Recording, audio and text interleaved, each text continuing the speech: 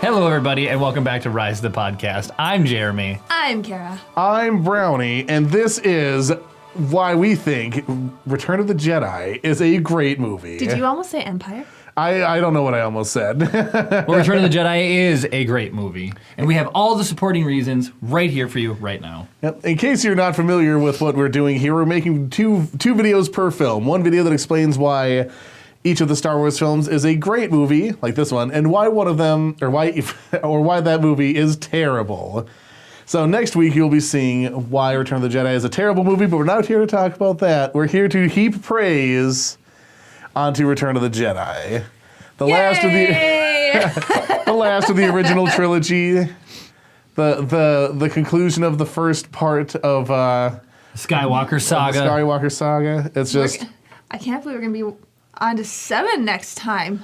Force Awakens. just jumping forward in time even more. Oh 30 my years. gosh. Isn't it 20?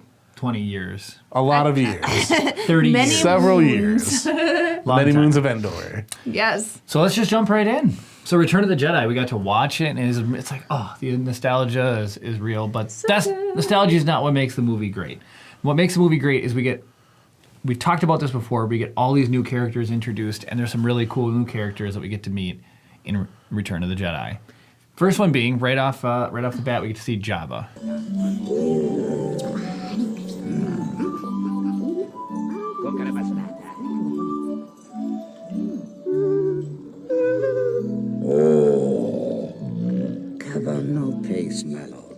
Good morning.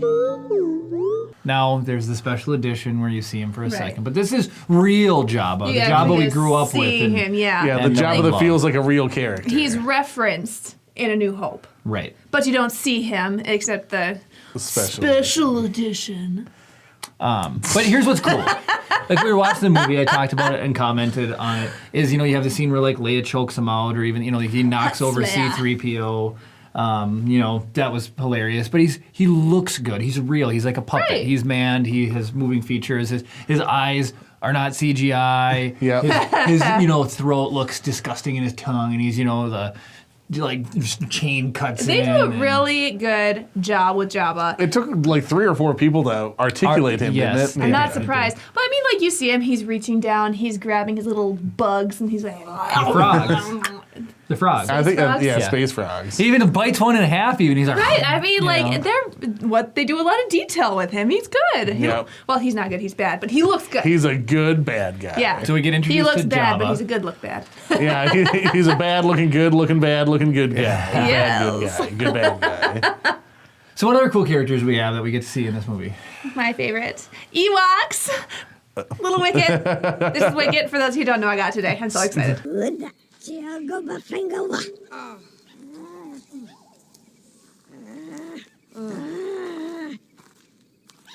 So Ewoks are slightly divisive, but we all like Ewoks. Don't be a hater. If you're here watching our videos, we like Ewoks. They're awesome. We love Ewoks. Yeah. They're so cute. Wicket. We're on the pro Ewok side. Well, we talked about too during the scene. They actually have they start off a little bit of offensive due to the surprise attack, and then they start getting their butts kicked. So, You're getting way up into the. oh man, Yeah, I'm let's- jumping into cool moments in the movie. We'll keep it to the characters. Yes. So No, so I really like Ewoks. I think they're cute. I think they look cuddly. But I mentioned this to you. I don't think it's listed up there at all. In order for the Ewoks to have had to dress Leia's size, they would have had to have killed a woman of Leia's size. I would offer a rebuttal. I agree that that's true. Or they just have the best tailors in the galaxy. Right? Not for themselves, because they're wearing really ugly, Primitive, yeah. primitive uniforms. But like they see a person, they're like, finally, I can Let make me that weave dress. this fine and linen cloth for you, my lady. So or they it's- like women too, though, because like the men, they try to eat them alive, and then That's Leia's true. Like, come on, Yeah. That's true. they support her. So with more characters that were introduced, though, is again this is another one of my One of personal Jeremy's favorites. favorites. Admiral Akbar. Take evasive action. Green group, stay across the holding sector and each other. Admiral, we have enemy ships in sector 47. It's a trap. It's a trap! So not only do you have his iconic line, he's just a really cool character. It seems neat that, in the grand scheme of things, the Emperor hates aliens and species Right. and everything about him. Only but the Rebel alien Alliance, in the Empire. you know, well, Thrawn. Thrawn, right? EU, but Thrawn, who's getting his own TV show. Oh my gosh. Yeah, that's true. Anyways, you've got Akbar, who is the commander of a ship. Just awesome to see, you know, like the Rebel Alliance puts their trust and faith into him. They've got amazing firepower, amazing things, and it's a water planet. But Yeah, he's not only just a new character; he's a completely new species too. Like you're saying, it's like Amon Calamari. not only they're introducing cool new characters, like they could just had more human people or whatever. But they took the time to make like a really cool, interesting character. What I kind of like in the Star Wars, so like in Jabba's palace, you do see some aliens that are just kind of throwaway that if they ever made it as a main character, you'd be Yeah. like, really? they don't have a But the designated one- race and backstory. Right, but the ones that they did give time to, they made look good. Right. Akbar looks amazing. Akbar looks awesome. Yeah, and again, like it's a person, and I don't know how they made all the stuff on his face and stuff happen, but like it all looks good. Right. It's really good. He looks so good. I love good old Admiral Akbar. So Of course you do. And then all of our favorites. As Emperor Palpatine, we actually get to see That's him right. in person this time. We got the hologram in Episode 5. yep, not a hologram. And that real was life. super cool. That was super cool. But now it's like in the flesh, Emperor Palpatine. Rise, my friend.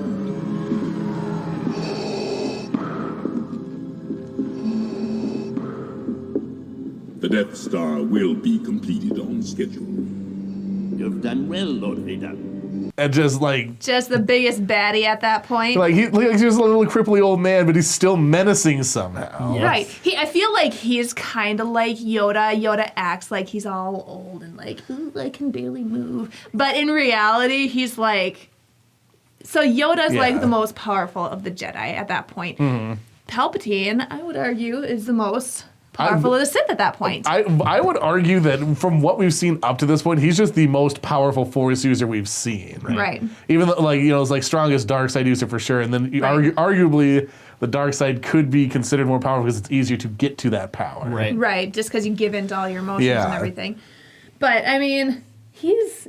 But the actor, Ian McDiarmid, his acting is on point. All of his scenes are fantastic. I just think so it's good. hilarious Great, that great he's a super character. young guy. Yeah, back But they then. make Like- him look old and wretched in And the this. makeup is good. Yeah, the It's like, makeup's like on point. I never, like, literally until the prequels, I thought he was an old ass dude. Me Yeah, too. absolutely. Me too. You know. And then you actually see Ian McDiarmid, and you're like, oh. You hear So he about was like, like 30? yeah, you hear like Peter Cushing passed away, and you're like, oh, Grand Moff Tarkin died or whatever, and then it's like, haven't heard anything about Palpatine yet. How long did that guy live for? Oh, so Right. he learned how to stop death. Yeah, right. Oh, it's just youth is a secret. Just be young. That's easy. Don't die. But plenty of characters. We have a lot of other cool characters. Chris, what'd you think of the Red Guards? Well, when we so get to see them? associated with Palpatine, you get to see the Red Guards, and you mentioned this when we first see the scene. It's all black, white, and gray, and then just like popping off of the background. Like Yeah. you know these guys are important.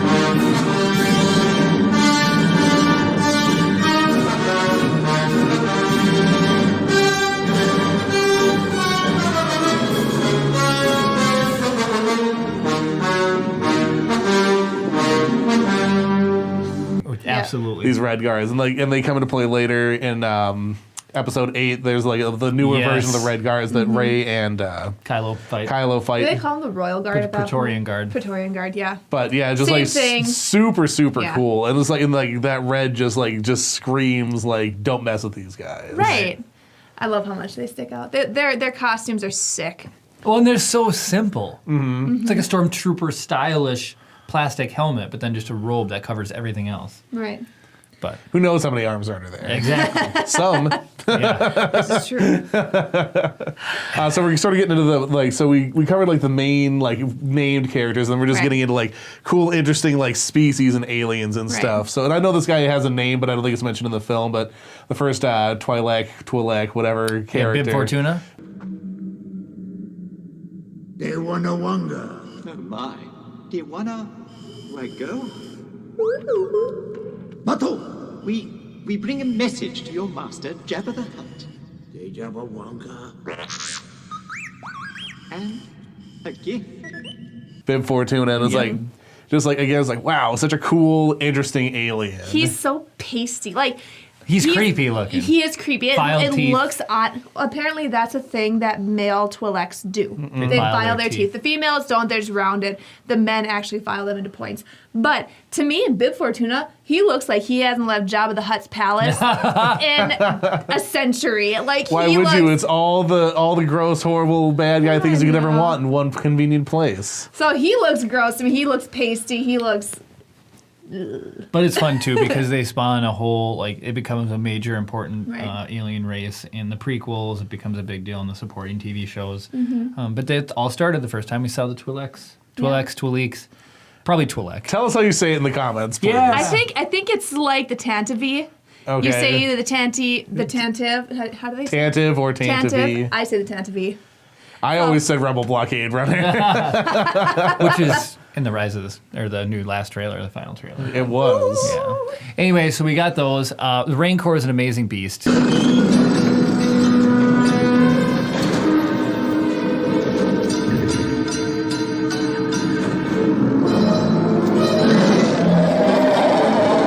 Yeah. Awesome introduction into the Star Wars. Oh, and it's like he's scary, but then also you feel kind of bad because he gets squished by the He door. whimpers like a dog. Yeah, he And then he's seriously like, says like, and there's like that little last like gas thing. He's like, Like, no. Like, poor Rancor. obviously we don't want Luke to get eaten by the Rancor, but the Rancor dying was sad. And then, do you have it in a different spot? Oh no, the tamer's right under the. Okay, so then the Rancor tamer, he comes out and he's like,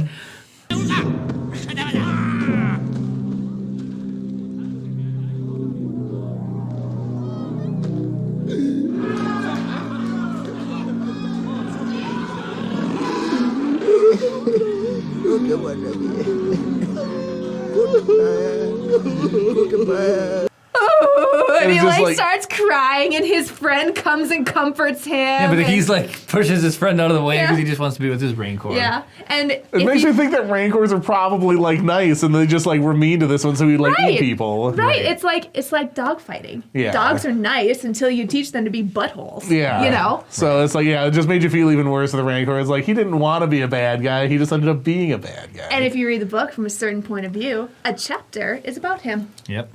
That's awesome. Pretty cool. So Some cool stuff. And so speaking of like stuff that's outside, this wouldn't mean anything to anybody unless you had gotten into the little bit of like extended universe of Star Wars stuff. But there's just the old man makes a cameo in the Endor scene. in the Endor scene.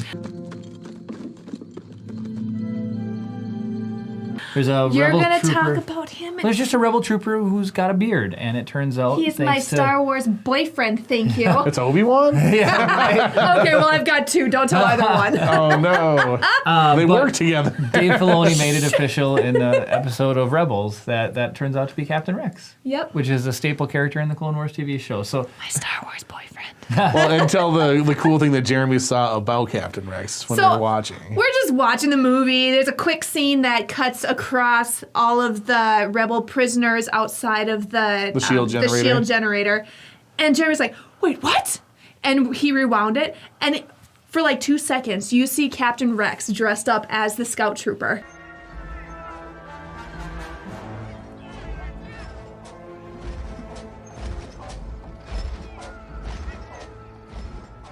Yeah, you That put was the standing- armor back on. Yeah.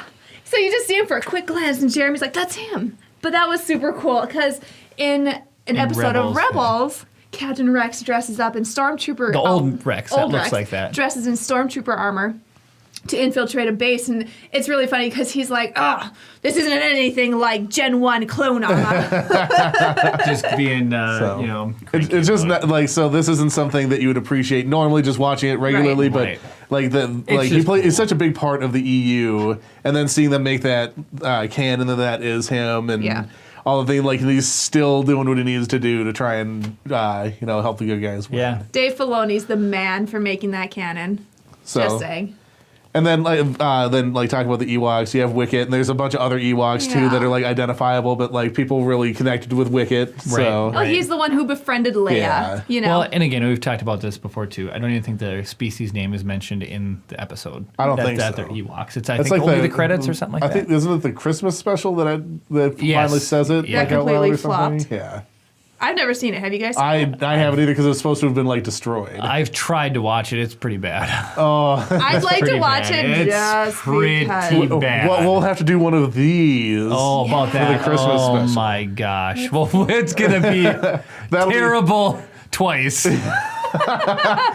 Oh my goodness. So, but yeah, all right. just like sort of like so touching on the characters because like it's just sort of fun to see the EU connections coming back in and how they're just constantly growing the universe. Right.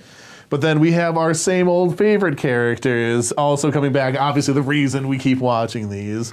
And we're going to start with the droids. Jeremy sort of mentioned this when he was talking about Jabba, but C-3PO continues to be just delightful. Yes. Like he doesn't want to be wrapped up. He is a hobbit. He doesn't want to go on adventures. Exactly. He just wants to sit at home and talk about his 6 million forms of and communication. soak in his oil bath. Yeah, exactly. So it's like he's getting beat up and knocked around. Like R2's pushing him off of the barge, and he just can't. Nothing Jabba's works just out like right. kaboosh. Yes. He goes flying. His knock's hilarious. He goes to knock on the door. Tink, tink. Yeah, just like Nobody's at home. But I love when Jabba smacks him and he stands back up and he's just got green slime over top of him. yeah.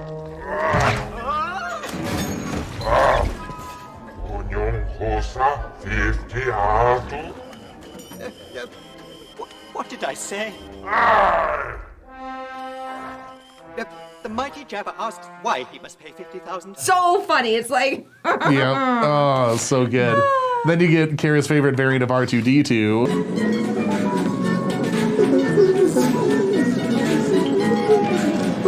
Bartender R2. He's so cute with his little tray on him. Just start going around serving drinks. You can tell he's making all the tips. Yes. Right? Oh, he would take my whole wallet. Be like, here you go, Oh, you cute little R2. droid. You're just so cute. That's super cute. I imagine he has a beep that sounds like a ka-ching noise. Right, he probably does. He just goes around pretending like he's doing his thing when really he's hiding Luke's saber. Yeah, right. Yep, the whole time. Yep, he's a He's- smart little droid. He's up to no good. So speaking of Luke, Or all we get full on Jedi Knight Luke.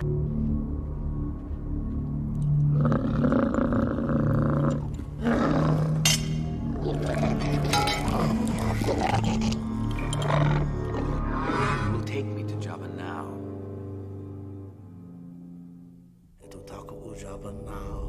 You serve your master well. Yep. That one of the cool. It's a cool outfit. Again, you see all the old Jedi's wearing brown robes. Looks like all black. He's contemplating life, and he's got this just air about him that shows that he's ready to give his life to. Well, like the first time you see him in Return of the Jedi is walking into Jabba's palace, and he's very stoic. Yes. Would that be the word? Yeah. Like he's very sure of himself. Like, I love that, too. Completely different from. standing on Empire the Strikes walking Back. the plank. Jabba, this is your last chance to surrender. Right? Whoa. There is some like this is something that I think we kind of noticed. There's a lot of what ends up being Anakin in Luke, even though Yeah. like the Yes. Luke stuff happens first, like the overconfidence a little bit, that swagger. Yep. The I know what Over- I'm all about. Yeah. Right. Over dramatizing everything. Yeah, so it's like so it's watching them in order. It's fun to kind of see. It's like, oh, he's totally doing exactly the same thing that Anakin He's a would have Skywalker. done. Yeah. He's totally a Skywalker, but because they did it in the reverse order, Right. even though the characterization was kind of like in the prequels, and it ended up getting better throughout the course of the thing. Well, it's cool to see the ties. Yeah, You know? it's definitely like, oh man, that is exactly you are Anakin's kid. Yep. There's no doubt about it. Tis true. Well, you can't forget. So we got some great scenes with Han. He comes out of the carbonite. There's some funny dialogue with him. We get to see more Chewbacca and Leo and Lando. And what I really love is like Leo and Lando. Leia, yeah. I'm just teasing. I'm sorry. Where's our heart? Can't let it go. No, Can't can't let it go. go. But you get to see Leia and you get to see Lando, and Lando has an amazing role in this film, and we can talk about some of those moments later on. But it's just cool to see all those old characters that. Right. Yeah, like the whole crew is back. Yep. Right. Well, I love how Lando goes from being just a scoundrel in Empire Strikes Back to all of a sudden he's a general in the rebel army. So actually, oh man, we should have used this for the bad things video. I totally forgot about saying it's like, how is everyone? Han's a general, Lando's a general. They're like Luke and desperate. Leia, I understand. Right. Like Luke's like is a Jedi, really powerful, blah blah blah. He's a hero. Leia's been running the rebels for or a big part Right. of running the Her rebels for a parents long started time. it. Yeah. You know, so it's like they make sense in positions of power. Han could have always just been Captain Solo. Yep. You know, and then like I don't like they do mention that Lando led some big victory. Right. Then it's like, oh yeah, it's like, oh, ever since the Battle of whatever, like when Han and Lando have this moment where they're like, who's foolish enough to run this operation? I And love Lando's that like, part. oh, I'm surprised they didn't ask you. And he's like, who's saying they didn't? Well, look at you, a general, huh? Someone must have told him about my little maneuver at the Battle of Tanev. Well, don't look at me, pal. I just said you were a fair pilot. I didn't know they were looking for somebody to lead this crazy attack. I'm surprised they didn't ask you to do it. Well, who says they didn't, but I ain't crazy. You're the respectable one, remember? I'm not dumb enough to do it or whatever. So it's like it's just like it's fun, but like so yeah, like you're saying, Lando becomes a big player in the rebellion, which is really fun. Yeah. What else we got? We can move on. Let's move on. Yeah, like we're getting on time. So Oh my gosh, okay. we're gonna jump to some locations, and we kind of touched on these a little bit, but just like Star Wars does, they give you just beautiful, cool, awesome, unique locations. Absolutely. Don't be so sure. If I told you half the things I've heard about this Jabba the Hutt, you'd probably short-circuit. I love them all. So we get introduced. You get Jabba's palace, just adds to the place that is Tatooine. Now we've seen Tatooine up to this point, but Jabba's palace really lets you know that there is this gangster criminal syndicate network, and Jabba's running the whole thing. It adds to that, like, you can tell Tatooine's not a nice place, really. Right. So then you get Mos Eisley, this wretched hive of scum and villainy. Yep. Yeah. And then directly adjacent, like... A giant hole in the ground that eats people. yeah. You know, So, Sans beak. how many Sarlacc pits do you think there are? Is it a unique geological feature, or is it something where, like, if you're just randomly walking around on Tatooine, you could fall into a Sarlacc pit?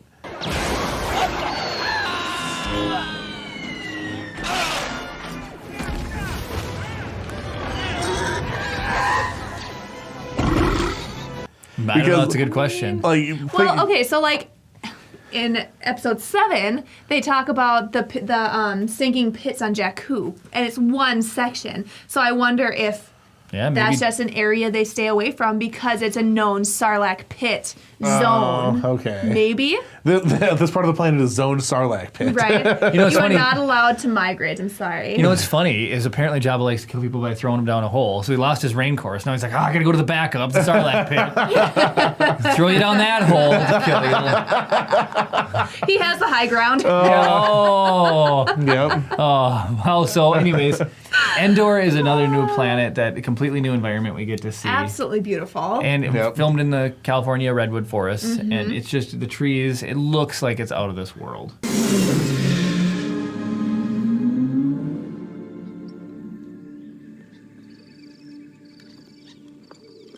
And that's hard to imagine that's a real place on Earth. But Yeah. beautiful environment. I'm glad it was added to the Star Wars worlds and things that we have. And then I had mentioned this one too. You see Palpatine's throne room. It's just gorgeous. I told you to remain on the command ship. A small rebel force has penetrated the shield and landed on Endor. Yes, I know. He's overlooking, he's got this beautiful view out the Death Star. You get like the steps and the lights and just the set design on. Palpatine's throne room was absolutely stunning. I've Incredible. sat in Palpatine's chair. You did. You did at the Star Wars celebration. That's We'll post awesome. a picture right here. I haven't done that in a while. Every episode.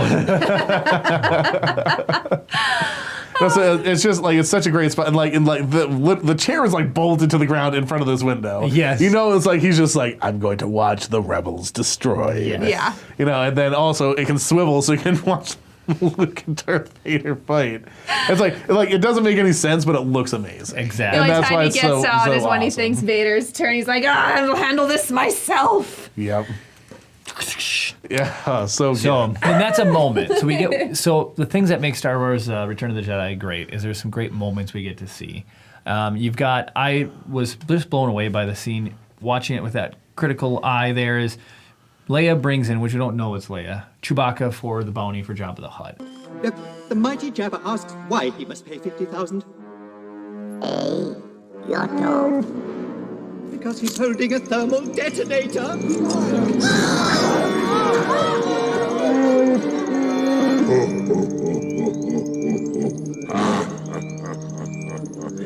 And just instead of giving him over, just trying to like get Han back as quickly as possible, they even like escalate the scene a little bit by trying to squeak some more credits out of old Jabba there, and it works. It sells the theory that she's really a bounty hunter. Like Jabba comments that he's like, "You're my kind of scum." Exactly. It's like, Right. like fearless and inventive. It sells it. And then what's funny too is Bill pointed this out to me. He said that in that scene, if you haven't seen the movie before, you don't know that that's Leia. Right. So you're like, no, Han's in carbonate. Now they got Chewie, you know. Yep. And so it really makes it's a great scene. It's a great way to tell the story.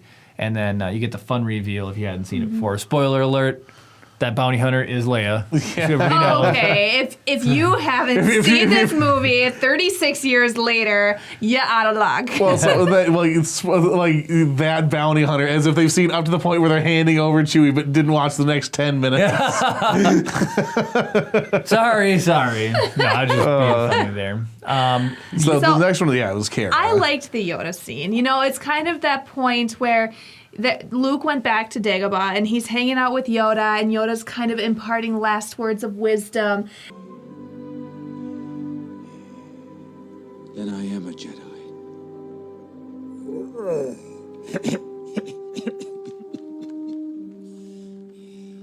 Not yet. One thing remains. Vader. He's the complete opposite of the first time you see Yoda in Episode 5. The Yoda I don't like. You've seen the terrible video where he's digging through all her mind. Dunk. Right. So now we've got old Yoda. He's on his deathbed, basically, and he's just, like I said, he's imparting words of wisdom, and he gets, he's telling Luke that he has a sister. There is another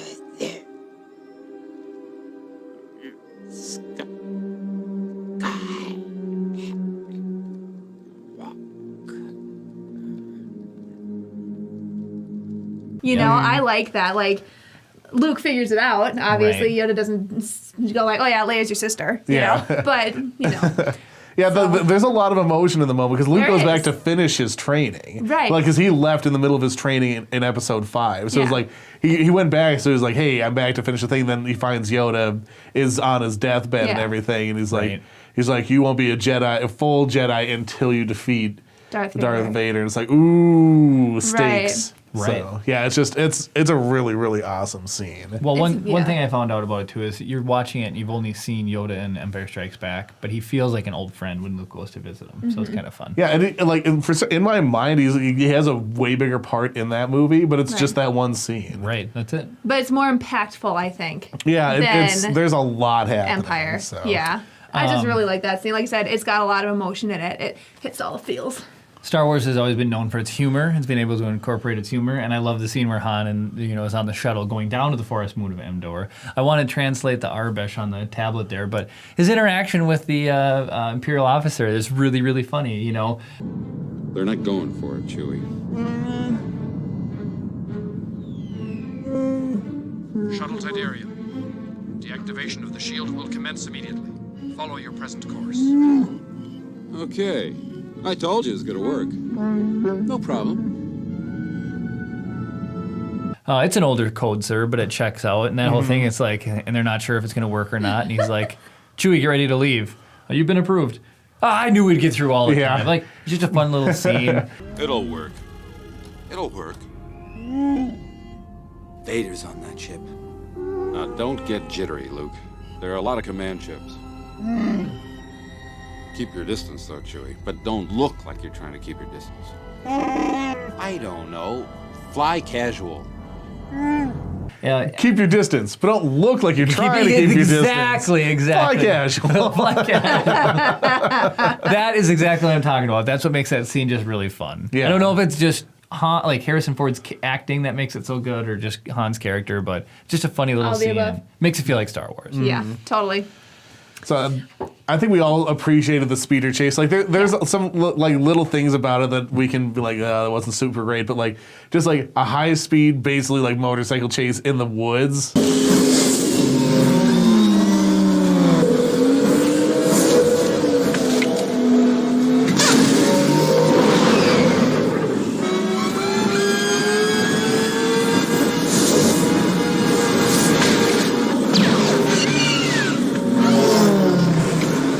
super cool. Oh, it's on a really hovering, awesome. hovering speeder bike with blasters, and there's lightsabers and Ewoks. They're just and, ramming each other. Yeah, it's fun. well, there's even fun when the Ewoks are fighting. You get like they wrap the string around the front. And Yeah. just all the different ways that they die on. Yeah. Luke cuts off the front of one of the speeder bikes and it Yeah, it just was starts corkscrewing. spinning. Yeah. It's really funny. Really, really great stuff. One of my favorite parts. Are we going on to the next one? Yep. One of my favorite parts is C-3PO's magic.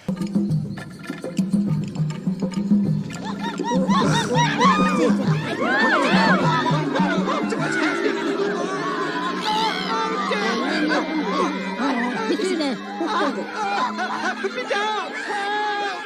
Somebody help! Master Luke! Oh, It is so funny. Like they're Luke, Han, and Chewie are about to be served up for Ewok breakfast. Yep. And Luke tells 3PO, tell them if you don't let us go, you will get angry and use your magic or whatever. And he's like, but sir, and whatever he Yeah. tells them. And I don't have any magic. right, Yeah. and so the Ewoks go ahead and continue cooking them, and then all of a sudden Luke raises up 3PO, and 3PO's like, whoa, what's happening? Put me down! Like, just absolutely freaking out. And then as soon as, like, everything, they let him go and everything, and Luke puts 3PO back down, he's like, I didn't know I had it in me. Thanks, 3PO. I never knew I had it in me. And I like to. Luke just lets it ride. yeah. It's such a funny little moment, and I feel like it's almost a beat that you can just almost like not pick up. Right. Right. Because like it's about to transition to the next part. Right. And then so sticking with the C-3PO, something that I thought was just awesome is he's telling the whole story of how they came to be there and everything, which harkens back to episode 4 when Luke's like, you guys have seen some action. It's like, you should tell me about it. And that C-3PO's like, I'm not much of a storyteller. Right. Pronto, gosh. Master Luke had chimney to do.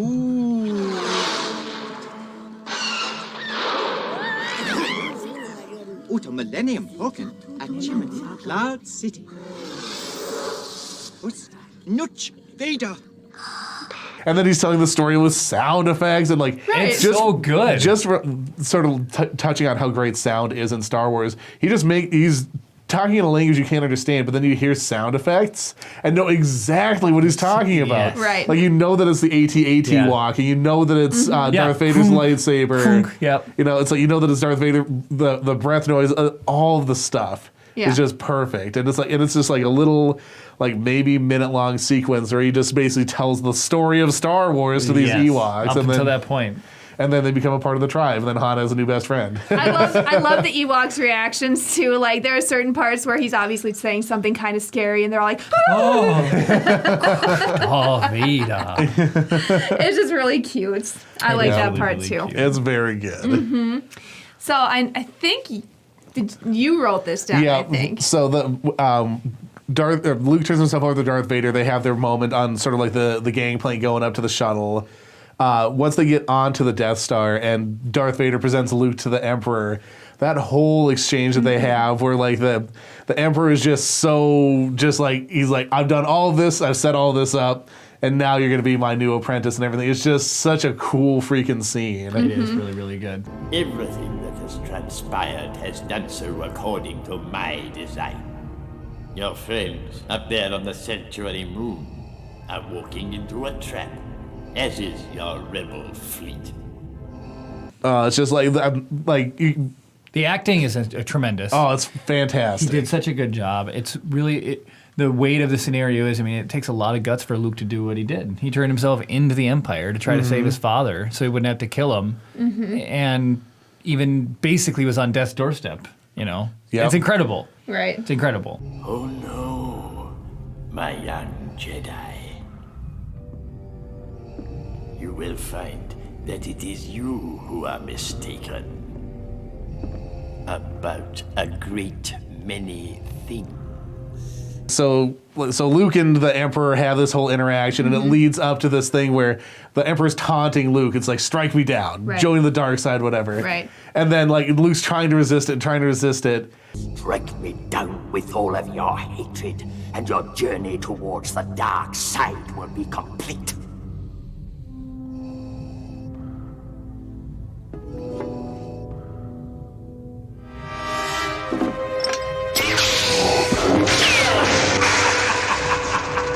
And all the time while this huge space battle, by the way, is going on. Right, he's watching his friends die. Yeah, quick shout out, space battles, always amazing. Yes. They're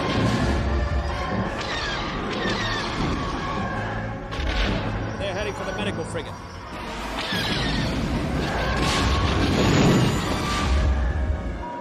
Pressure steady.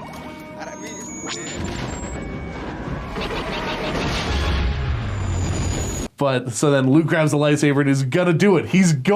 If not for Darth Vader, is going to kill the Emperor. Yep. Then Darth Vader steps in, epic lightsaber battle. Yep. Epic fight. Yeah, not just like Kara mentioned, like the choreography. They're just elevating the game. But then also there's a psychological battle. They're like taunting each other. Luke's like, I know that you're not completely evil or whatever. And then Vader's like, your thoughts are betraying you. You have a twin sister. All these huge, just awesome moments intertwined with this epic fight.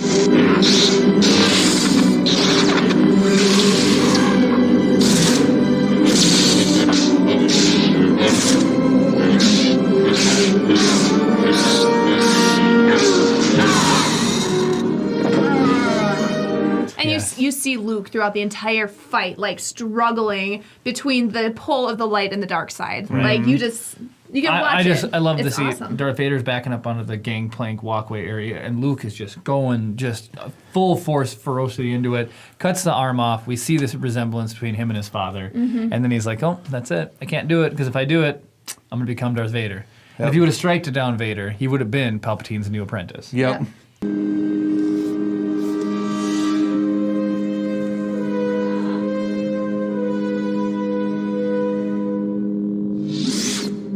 Never.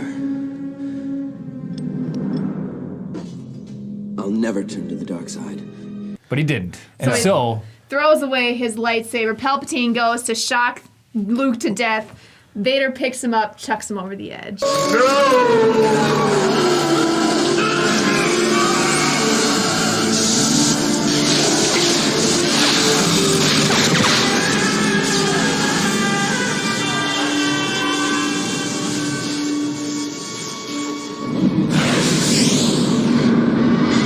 Yep, and just his redemption comes in, and it's so perfect. Like finally, like Luke saw the light in him. He can the redemption part of it was just so great. It was like he gets his dad back, albeit for a short amount of time. He realizes like the true nature of the Force and everything. It's just such like a satisfying ending to that. it wraps up that original trilogy just so well. All three of those movies, the original trilogy, were so good. Because sometimes sequels aren't always as good as the originals, but Star Wars pulled it off for sure. And they've pulled it off multiple times. Speaking of wrapping things up, we're going to have to wrap up this video. If you like what we're doing here, go ahead and like this video. It shows that you're supporting the content that we're making. You want to see more stuff like this. Subscribe if you aren't already. It shows that you're on board with what we're doing and you want to come back and check out all the different stuff that we're making. Ring the notification bell if you want to be notified of everything that we're uploading.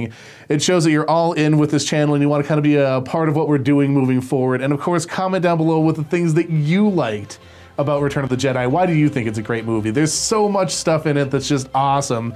We couldn't get to all of it. We didn't want to make a 5-hour-long video. So we just sort of hit the highlights of the things that were the most cool to us. So put that down in the comment section below. We want to talk to you more about it because it's just one of the movies that we just absolutely adore. And of course, may the Force be with you.